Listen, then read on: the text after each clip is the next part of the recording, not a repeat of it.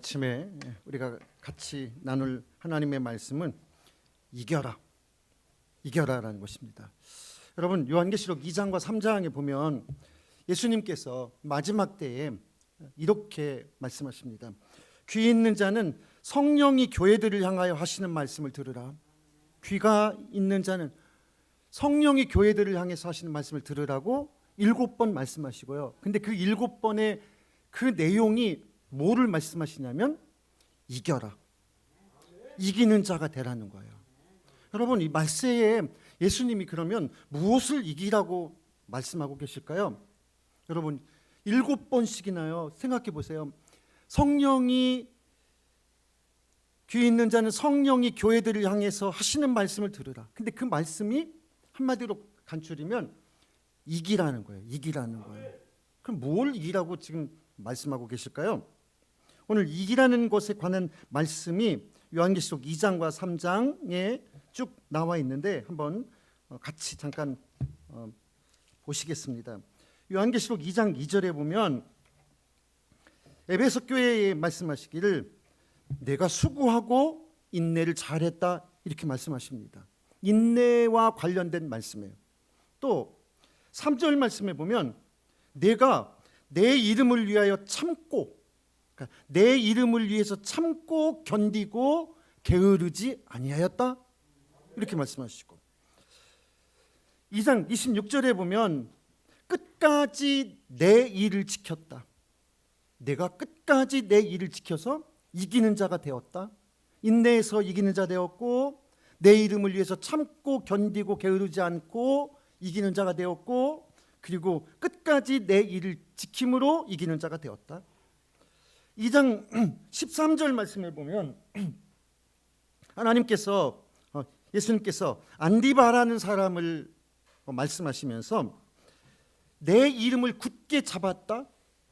그래서 이기는 사람이 됐다는 거예요. 안디바는. 또 나를 믿는 믿음을 저버리지 않았다. 그러니까 예수님의 이름을 굳게 잡았고 예수님의 이름을 저버리지 않았고, 또 3장 8절에 보면 내 이름을 배반하지 아니하였다. 3장 10절에 보면 빌라델피아 교회가 인내로서 말씀을 지키며 성전의 기둥이 되었다. 이렇게 말씀하고 계십니다. 여러분, 이 말씀들이 다 잘 보면은 그냥 이긴 것이 아니라 인내하면서 이겼고, 내 이름을 위해서, 예수님의 이름을 위하여 참고 견디면서 이겼고, 끝까지 주님의 일을 지켰고, 주님의 이름을 굳게 잡았고, 주님을 믿는 믿음을 저버리지 않았고, 주님의 이름을 배반하지 않았고, 주님의 말씀을 지키면서 주님의 교회를 지켜서 성전의 기둥이 되었고, 오늘 이렇게 이기는 자가 되었다는 이런 말씀들이 아주 집중적으로 이렇게 나와 있습니다. 여러분, 이 말씀이 쓰여지게 된 그 배경을 잠깐 좀 살펴보면요, 여러분, 저는 이것을 보면서 이것이 이때 시작한 것이지만 이 말세가 지금 정말 말세라고 저는 생각하는데, 제가 지금 오늘날이 진짜 말세라고, 저도 뭐 그 1999년 뭐 그럴 때 뭐 다미 선교회 그런 거 할 때 아주 이렇게 비판하고 그랬던 사람인데, 지금 제가 말세라고 생각하는 이유가 3가지가 있습니다. 그 3가지가 이런 겁니다. 첫째로 예수님이 성경에서 말세가 되면 하면서 징조를 언급하신 것 중에 하나가 천재지변이라는 거예요. 이 천재지변은 닥친 사람은 그냥 쥐도 새도 모르게 흔적도 없이요, 완전히 그냥 덮여버리고 사라져버리고. 여러분 생각해 보세요. 일본의 그런 쓰나미 같은 거 생각해 보세요. 누가 그것을 막아낼 수가 있겠습니까? 네. 근데 그런 천재지변이 아마 이 당시 예수님 당시에 그런 표현이 없어서 그렇지, 뭐 기후 변화, 무슨 뭐 지구 온난화 이런 표현만 없을 뿐이지 이런 것들이 아주 심각하게 지금 일어나고 있고, 40도 갔다가 그 다음 날 영하 10도로 내려가는 이런 일들이 미국과 캐나다 쪽에서는 지금 일어나고 있다는 것입니다. 두 번째는 제가 말세라고 생각하는 이유 중에 두 번째는 동성의 문제라는 것입니다. 여러분 성경에 보면요, 이 지금 심판이 크게 두 번이 있었는데, 하나는 맨 처음에 소돔과 고모라 성이 불로, 유황불로 심판을 내리셨다고 말씀하시는데, 저는 충분히 그럴 수 있는 사항이라고. 여러분 그 화산이 폭발하거나 큰 화산이 폭발하면요, 그런 한 도시나 한 지역은 완전히 다 전멸할 수 있습니다. 필리핀에도 피나투보라는 도시가 있었는데요, 화산이 폭발하고 완전히 그 화산재가 내려가지고 화산재가 이게 막 1m, 좀 쌓인 곳은 막 10m. 근데 그게 여러분 생각해 보세요. 돌이 얼마나 무겁습니까? 근데 그 돌가루가 1m 이상 쌓이면요, 집이 다 내려앉고 사람이 어떻게 빠져나가고 도시를 재건할 수가 없는 거예요. 여러분 돌을 어떻게 1m, 10m를 걷어내고 다시 그 도시를 재생시키겠습니까? 그래서 이 동성애가 있음으로 말미암아 소돔과 고모라 성이 멸망했어요. 노아 시대에 홍수가 있었는데, 노아 시대의 홍수도 여러분 그 앞에 배경에 보면 이런 네피림이라는 신적인 아들들과 그런 문란한 관계들, 이런 것들이 홍수로 심판하는 것들을 재촉한 계기가 되었습니다. 그래서 동성애 문제는 여러분 단순한 문제가 아니라 세상의 종말과 밀접한 관련이 있다는 것입니다. 세 번째, 제가 지금이 말세라고 생각하는 세 번째 이유 중에 하나가, 성경에 말세에 나타나는 뚜렷한 징조가 있는데 그것이 바로 666이라는 것입니다.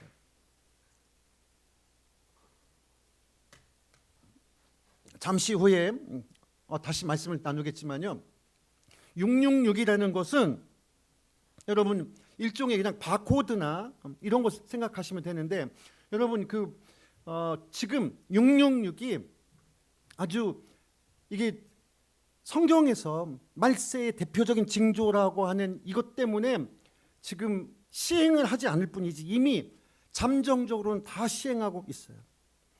여러분 생각해 보세요. 지금 666 여러분 이 편의점이나 뭐 슈퍼나 어디 다 가면은 다 뭘로 합니까? 바코드로 다 합니다. 여러분 전화기 다 이게 뭐예요? 무선으로 해서 다 인식하는 거예요. QR코드 다 갖다 대야지 어디 들어가고 다. 여러분 근데 이거를 지금 그냥 핸드폰으로 이렇게 들고 다니지만 이게 여러분 편리성과 그리고 어떤 신분 보장과 그리고 또 하나 어떤 그 경제적 이점 이런 것 때문에, 그래서 666을 이제는 사람의 몸에 심으면 아주 간단한 거예요. 그러면 뭐 신분 증명할 필요도 없고, 뭐 이를테면 이 사람이 쑥 그냥 지나가면 바코드가 그 사람 몸속에 이 들어있는 이 칩을 통해서 인식하는 거예요.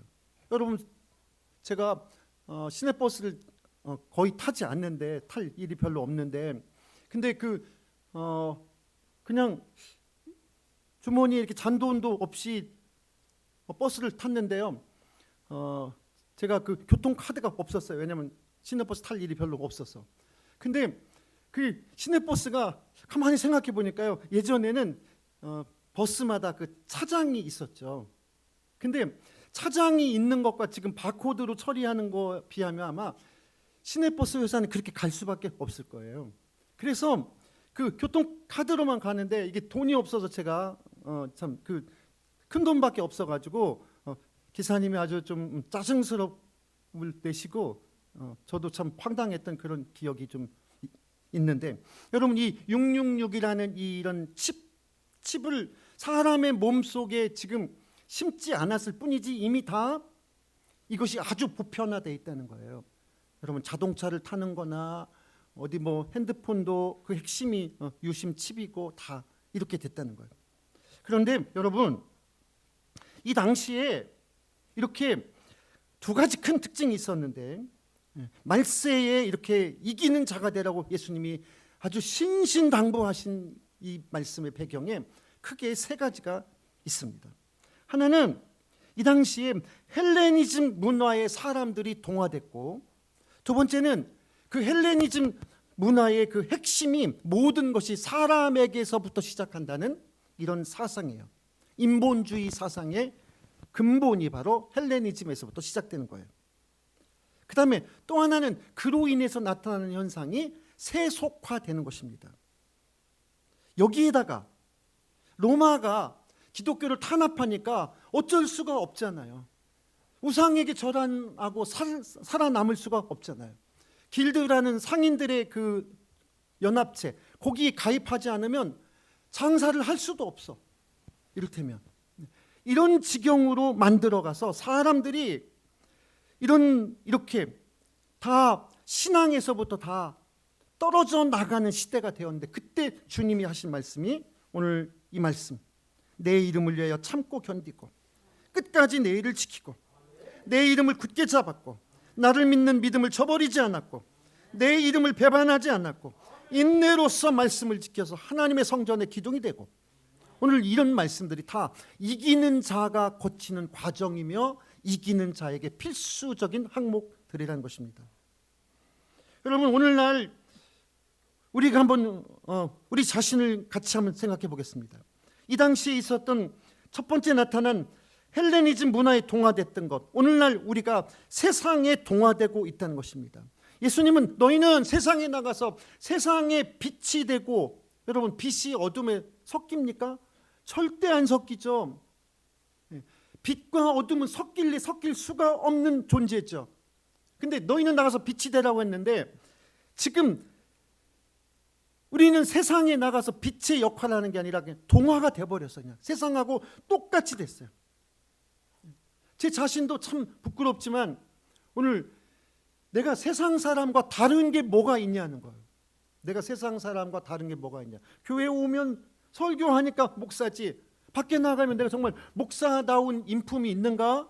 목사다운 생각을 하는가? 목사다운 행동을 하는가? 여러분, 성도도 마찬가지예요.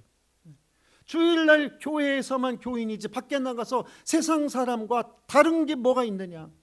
세상과 동화되었다는 거, 똑같이 돼버렸다. 똑같이 돼버렸다. 오늘 여기서부터 심판이 시작되는 것이고, 이것이 회개할 점이라는 것입니다. 또 하나, 세속주의인데, 여러분, 이 세속주의 세큐얼리즘은 이런 것입니다. 종교가 사회를 도덕적으로 이끌고 나가던 시대가 있었어요. 종교가 사회를 도덕적으로 그리고 앞서서 이끌고 나가던 시대가 있었어요. 예를 들면 우리나라에 초창기에 선교사님들이 들어와서 사람들의 의식을 깨우고 그런 불결하거나 이런 비위생적인 것들을 다 개선하고, 그러면서 근대화를 이루면서 그렇게 도덕적인 것들도, 그래서 종교가 사회를 도덕적으로 이끌고 나가고 종교가 사회를 안정시키는 모범적인 역할들을 했습니다. 그래서 여러분 생각해 보면 교도소와 파출소를 많이 짓는 것보다 교회가 어려운 사람들을 돌보고 사람들을 잘못된 길에서부터 바로잡는 이런 모범적인 역할들을 함으로써 교회가 교회다움을 유지할 수 있었고, 사람들의 마음속에 교회가 존경스럽고 그런 일들을 하는 성도들이 존경스럽고. 그런데 지금 여러분 생각해 보세요. 지금은 교회가 세상을 이끌고 가는 것이 아니라 오히려 종교가 세상을 닮아가고 있어요. 종교가 세상, 여러분 엄청난 차이죠. 종교가 세상을 이렇게 가야 됩니다. 도덕적으로 이렇게 가야 좋은 세상 됩니다. 이렇게 이끌고 가고 모범을 보이던 이 역할이 거꾸로 교회가 세상을 따라서 가고 있고 종교가 세상을 따라서 가고 있어요. 예를 들어 보면요, 교회가 세습을 한다든지 또는 성도들이나 교회가 자본주의와 시장의 논리에 빠져서 오늘 그래서 돈이 중심이 돼. 밖에는 그렇다 할지라도 교회도 돈이 중심이 되고, 이런 일들이 교회가 세상을 이끌고 나가고 세상을 도덕적으로 안정되게 유지시키고 지탱하는 이런 역할이 다 무너져 버리고 오히려 교회가 세상을 따라가고 있어요. 그래서 예전에는 여러분 교회가 세상을 향해서 회개하라고 외칠 수 있었어요. 여러분 회개하십시오. 그런데 지금은 오히려 지금 여러분 잘 아시다시피 세상이 매스컴이 교회에 떨어 회개하라고 교회 잘못됐다고 날마다 비판하고 오늘 거꾸로 된 세상. 이것은 바로 왜 그럴까요? 교회가 그들보다 조금은 더 나을지 몰라요. 그러나 하나님이 만드신 법이 있다는 거예요. 교회는 종교는 세상을 이끌고 나가고 세상의 모범을 보이고 그렇게 나가야 되는 사람들이 오히려 세상을 닮아서 시장경제, 자본주의, 세습 뭐 이런 등등등으로 이렇게 가고 있으니까 교회가 세상을 향해서 회개하라고 돌이켜서 주께로 돌아오라고 말해야 되는 이 시대에 오히려 세상 사람들이 교회를 향해서 어디 교회 뭐뭐 있었고 어디 교회 뭐뭐 있었고 이렇게 오히려 세상이 교회를 비판하는 이런 시대.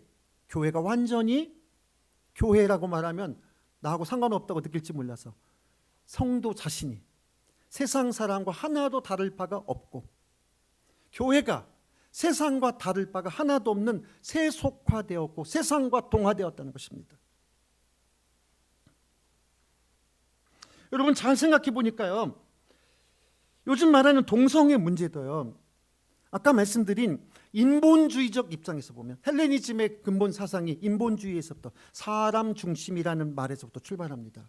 여러분 이 사람 중심이라는 말도 잘 새겨 들어야 돼요. 여러분 한번 이런 점 생각해 보실까요?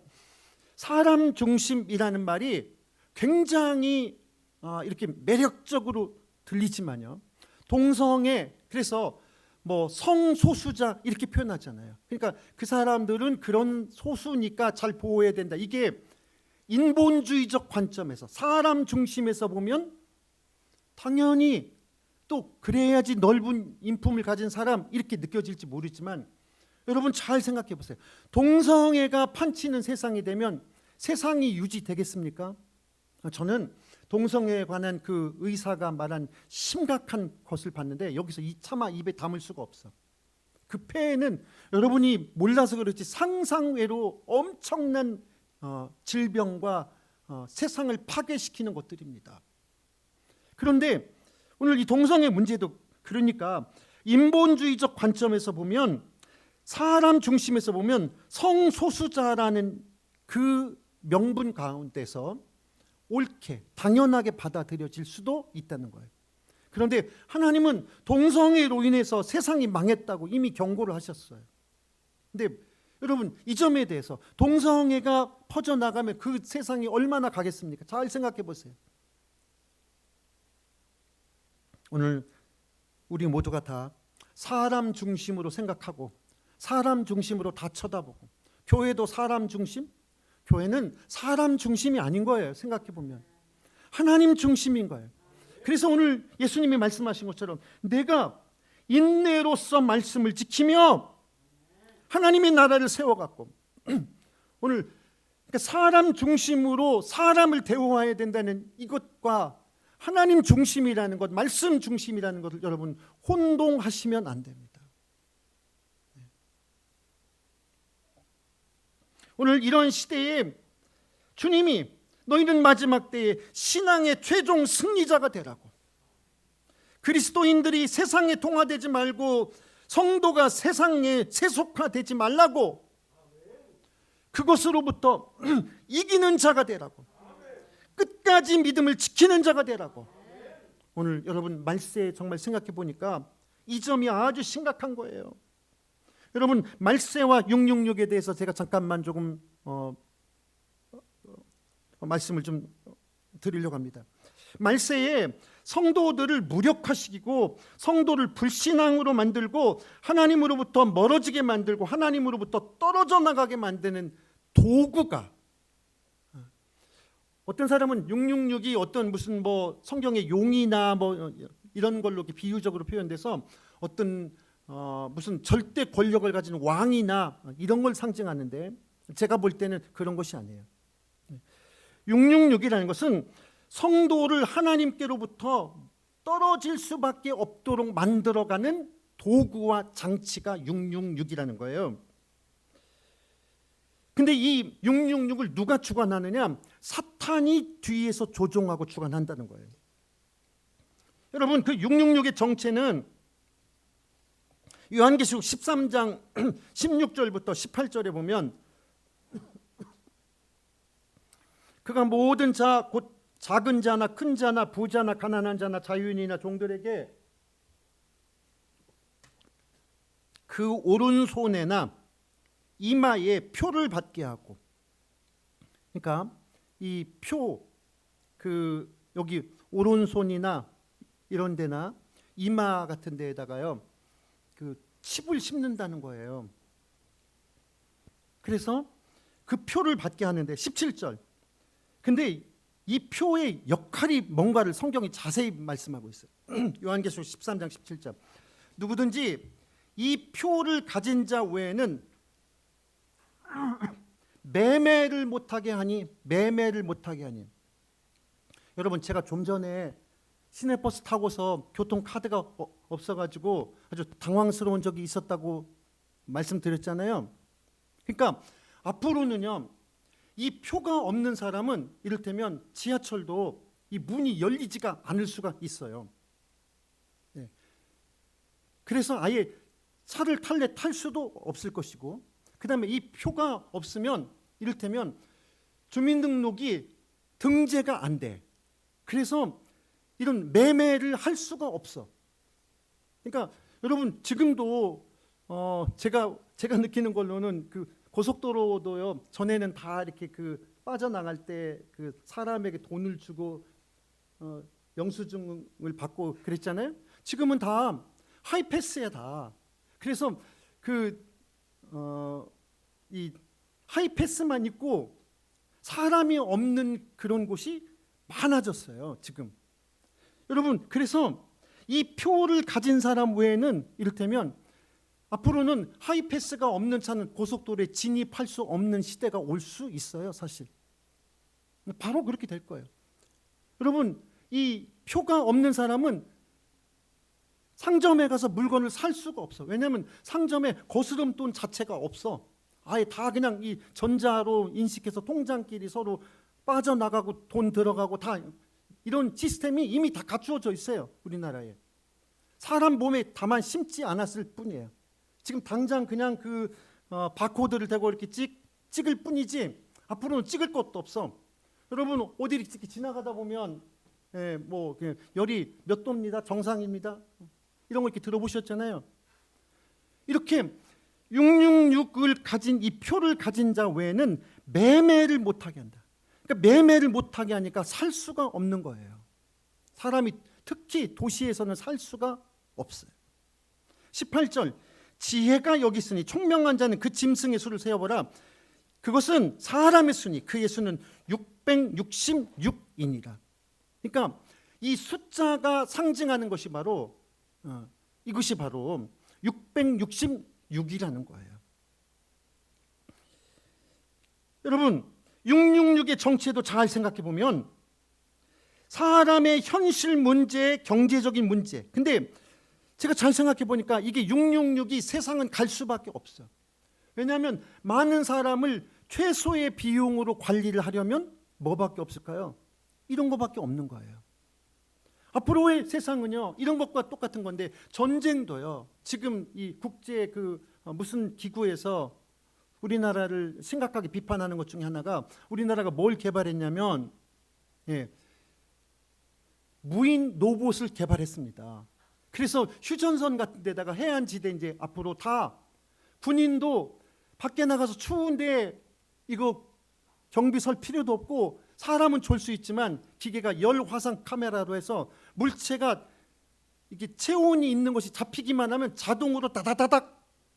그러니까 이게 누구든지 이게 적인지 뭐 아군인지 이런 것도 앞으로 뭐 식별 장치도 생길지 모르겠지만, 그래서 무인 로봇이 이미 우리나라에 다 상용화가 되고 있다는 것입니다.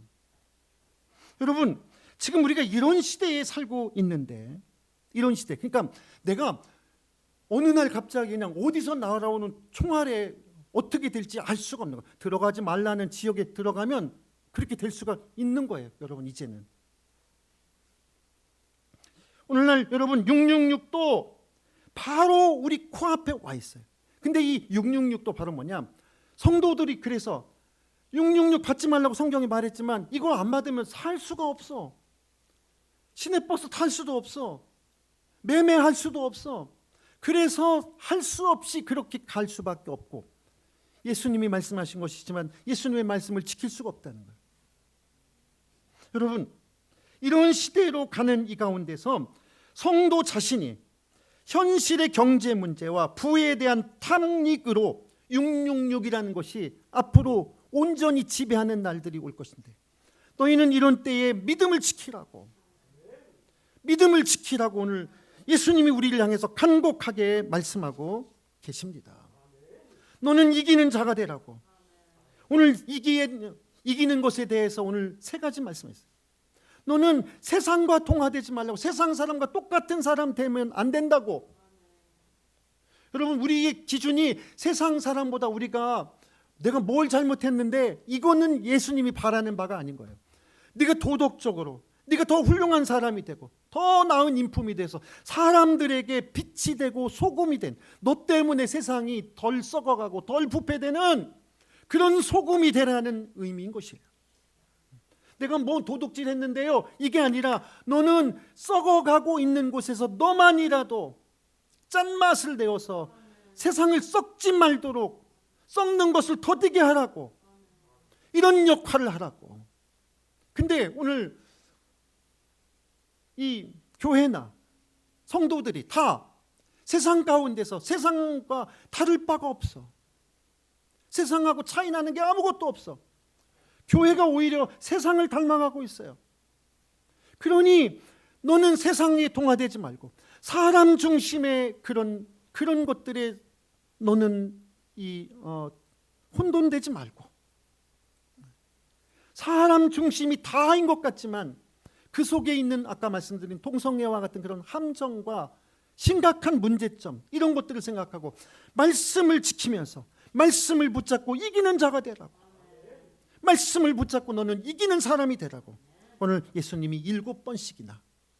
근데 이 말씀이 아무나 귀에 들어오는 것이 아니라 귀 있는 자는, 귀가 없는 사람이 어디 있겠어요? 그러니까 알아들을 귀가 있어야 오늘 성령이 교회들에게, 성령님이 우리들에게 하시는, 크리스천들에게 하시는 말씀이 귀에 들린다는 거예요.